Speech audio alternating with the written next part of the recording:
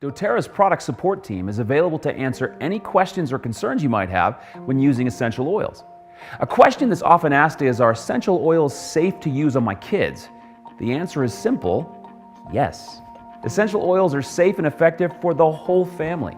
To ensure you have a positive experience, follow these safety tips from doTERRA's Chief Medical Officer, Dr. David K. Hill. Essential oils are powerful. To ensure that you have a positive experience, use these tips to safely enjoy the amazing benefits of your favorite essential oils. First, avoid getting oils in your eyes or ears. You'll want to avoid contact with any sensitive areas on the body, so make sure that you wash your hands after applying oils.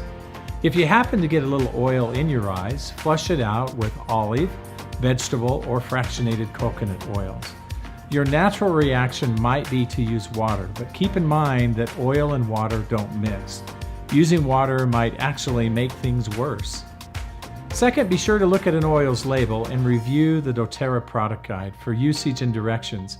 Many oils can be used internally, topically, and aromatically. However, not all of the oils can be used with all three application methods. You'll also want to note the sensitivity chart and make sure you are diluting an oil properly. If you have sensitive skin, you might want to keep a carrier oil handy when trying an oil for the first time. You can also try the doTERRA Touch line, which features some of the most popular essential oils pre-diluted for use on small children or anyone with sensitive skin. Third, avoid using citrus oils topically when going into direct sunlight. Citrus oils can be photosensitive and can cause discoloration of the skin. Even using a tanning bed and using the citrus oils topically should be avoided. Finally, remember that because essential oils are very potent, a little goes a long way.